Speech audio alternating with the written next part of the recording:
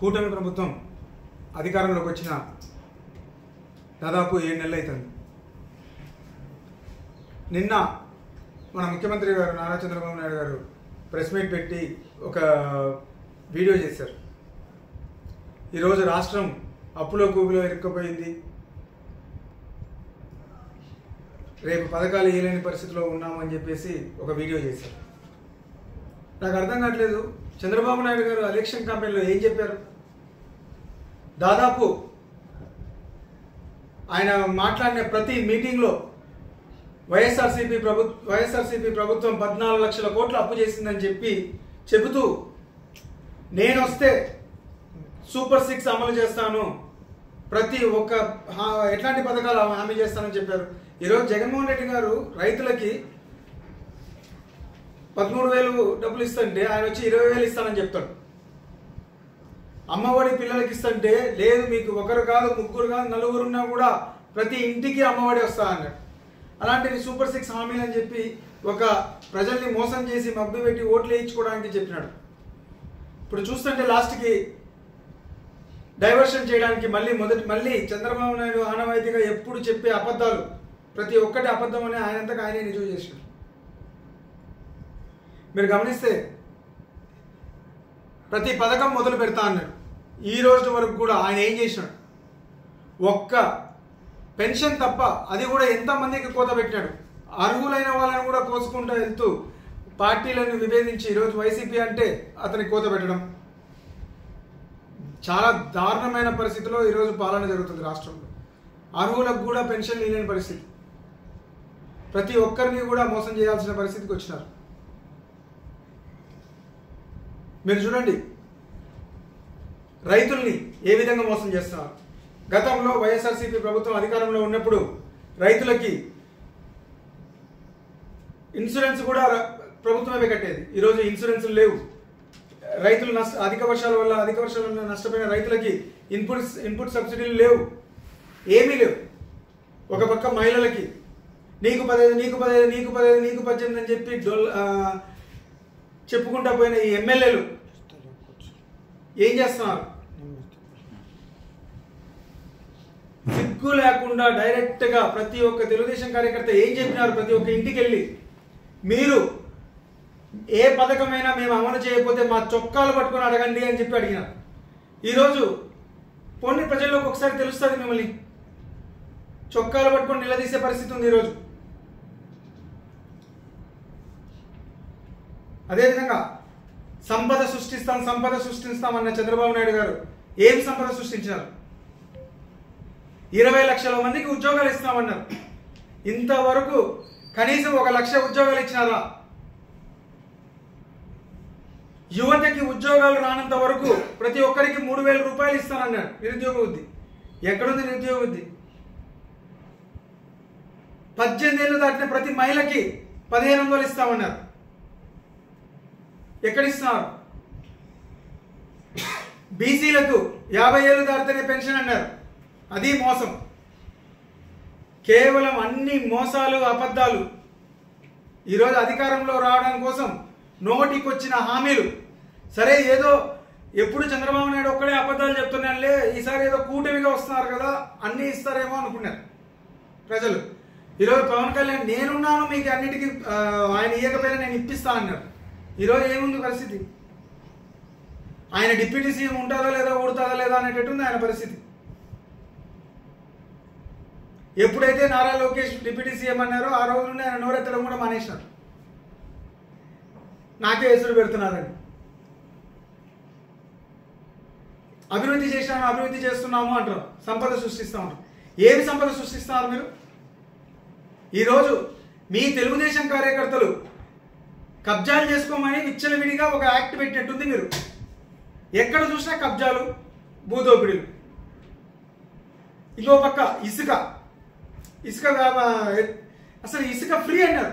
ఎక్కడ ఫ్రీ ఇస్తున్నారు ఈరోజు? ఇసుక ఎక్కడ చూసినా బాదుల్లాగా ఊరు బయట నిలబడి ఇసుక ట్రాక్టర్లని వసూలు చేసుకుంటా.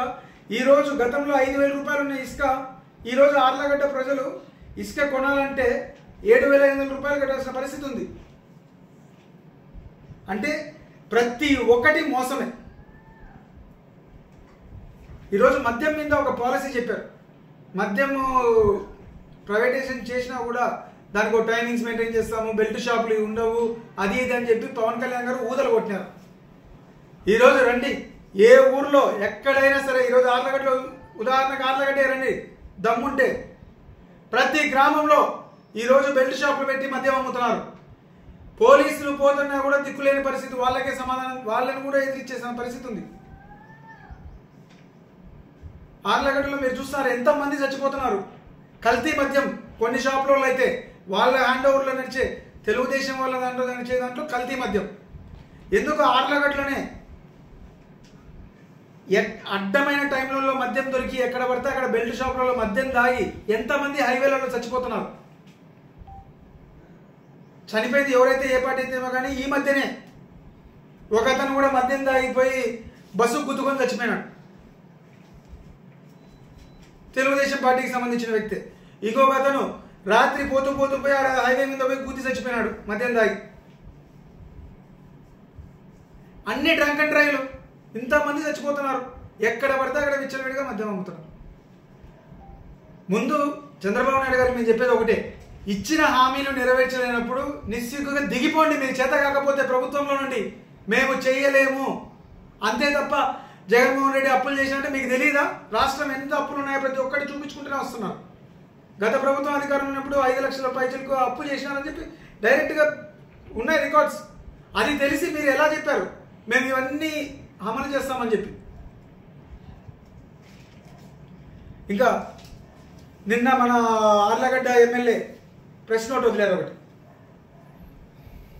జగన్మోహన్ రెడ్డి గారు రాష్ట్రాన్ని నాశనం చేసినారు, ఆయన రాష్ట్రానికి బకాయి 1,40,00,000 అప్పు ఉన్నాడని చెప్పి వదిలేరు. మీరు కూడా మాట్లాడతారమ్మా బకాయిల గురించి. ఎవరైనా బకాయిల గురించి మాట్లాడితే దానికి అర్థం ఉండదు.